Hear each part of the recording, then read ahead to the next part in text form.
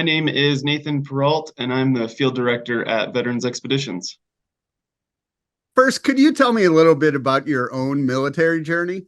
Sure, yeah. So I graduated high school in Maryland in 2007, and obviously the Iraq and Afghan wars were going on, and I was in middle school during 9/11, and just kind of felt like I needed to do my part, and was also taking a lot of hard classes in high school and was kind of burnt out from studying a lot and trying hard, and so I needed a break. And I had a few friends that were enlisting in the Marine Corps for my senior class, so I followed suit with them and enlisted in the Marine Corps in 2007.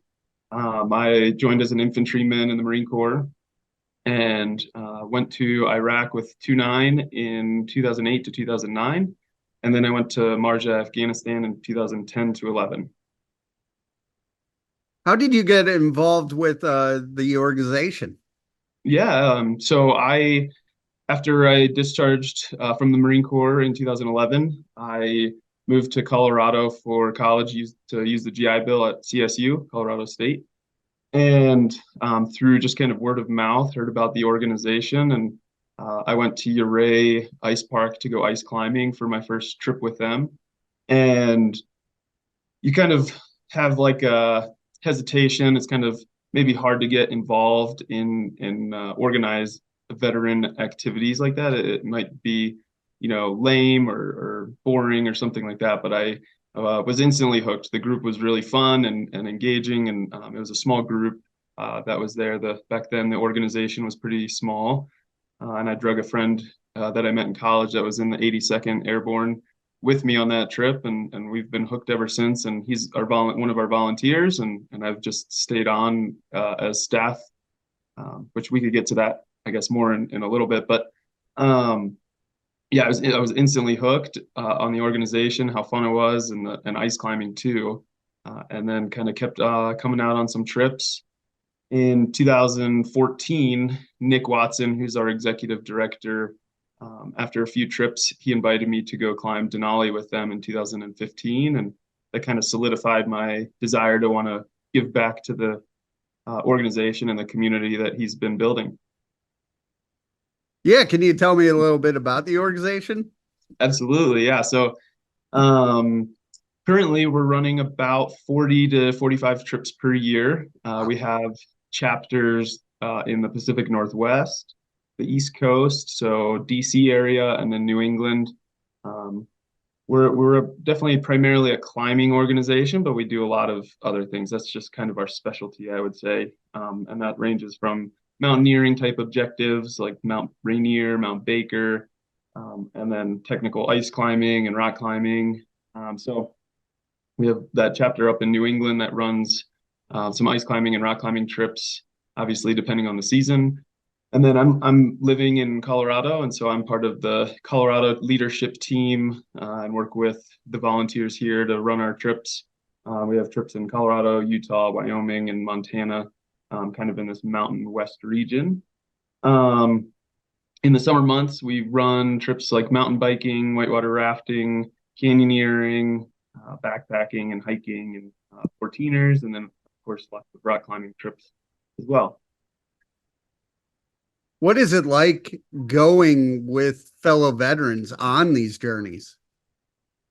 Yeah, I think, and this may be sound too cliche, but I really believe that the camaraderie from the military, where you're like leaning on your team to keep you safe while you're out on patrol and keep an eye out on you, I think that really does translate to the climbing world, where we're doing our safety checks with each other to make sure the knots are tied correctly and the belayers knows what they're doing and belaying correctly. Or if we're on a raft, we've all got to work together as a team to get through some of these big rapids or whatever it is, whatever the activity is. We're really relying on each other to get through it. And so it brings us kind of back into that camaraderie, tight-knit community that the military definitely provides to a lot of people.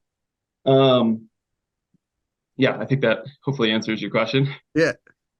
Yeah, I was looking at your bio on the website, and like what you've done is very impressive. I don't know if I would ever do that, but with these things, I know they're physically demanding, but how do you prepare emotionally for these trips? Yeah, through lots of experience, I've progressed in the sports that I'm passionate about, which I'm more so on the ice climbing and rock climbing, mountaineering type of objectives and pathways, and I'm also big into backcountry skiing as well. And I've met some of my best friends through the organization. A lot of them are volunteers on our staff, volunteer staff, but a lot of us will get together on our own personal trips and go out and rock climb or ice climb together. And just kind of that exposure and getting out frequently helps kind of build that tolerance around the mental game of climbing, the danger of it, and having that experience and education through like the AMGA, we can then bring that back and share our passion for the outdoors and climbing with the broader veteran community to, set up safe top ropes or whatever it is. But we may be the leadership team, may be um, more experienced, and so we've got that mental capacity to go lead up the wall and set up the ropes and things like that, or raft down big rapids. Like some of our volunteers guide rafting on the side for fun, and they're very dialed with the rafting game, so they can take us down the river safely. And I trust in those guys for sure. So yeah, I think just that experience really helps us with the mental capacity to have the mental capacity to do those sports. Have you seen veterans' confidence level rise as they do more journeys? Sure, yeah. And I think what's interesting about veterans expeditions is we've got all these trips around the country all over the calendar, and people are allowed to come back as many times as they want to. So we have some vets that come out on their one trip a year, and that's what they need and want to, kind of just get out and mingle and have some fun. And then we have vets that come out on 10 trips a year with us. And kind of bringing them into the community, I think, is a big part of it, and sharing ideas and having just friends to lean on if you have questions or need something for your personal life. Like, we have some realtors who come out with us, and if you've got a question about a loan, you can go to those guys. Or if you have had some doctors, so you can ask them about your ailments and be like, what should I do?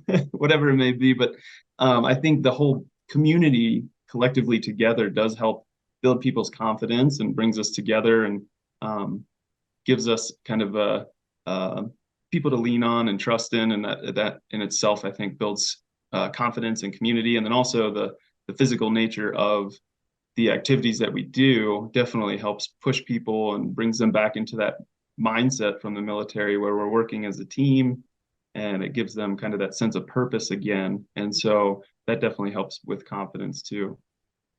What are some of the things that motivate you?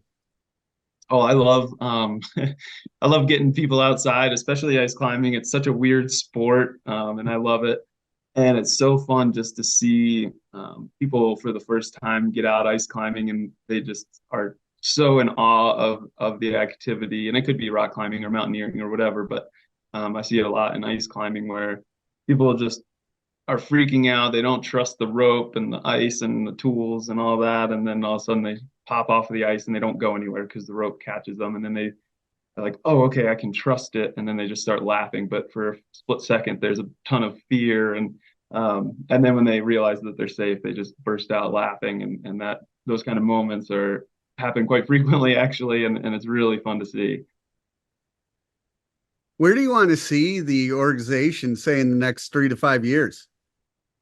Yeah, we're working on kind of growing our leadership team in the Pacific Northwest, and the East Coast as well, and would love to just kind of beef up our volunteer numbers and be able to just offer more trips for more vets. We really want to just, reach as many veterans as we can and bring them into our community, and just see those people thrive and have just that, like I was talking about, the community where people can lean on each other. And so we're just trying to be a positive influence in people's lives, and want to bring in as many veterans as we can.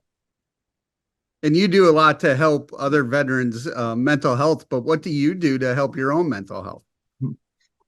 Yeah, great question. I work a lot for sure, and I work a lot of weekends, which takes away from my ability to kind of pursue my own personal passions and dreams. But I really love bringing people into this community. It really makes me happy with that, seeing those people get brought in and welcomed in with open arms. But I also set some time aside in the summertime to do my personal climbing objectives with some friends, usually with some of our volunteer staff. This past summer, I went into the Cirque of the Towers in Wyoming to do some big rock climbing routes, and that was a mind-blowing, amazing experience. It was so much fun. So I love just having those network of friends and then being able to do a few trips a year that are for my personal gain. How can people reach out and learn more? Yeah, our website is www.vetexpeditions.com, and you can reach out to us through our website, and all those messages come to me, and so I will get back to you as soon as I can. My email address for the organization is nate@vetexpeditions.com as well, and that's maybe slightly faster for me to see the message come through, but I definitely will get back to you as fast as I can.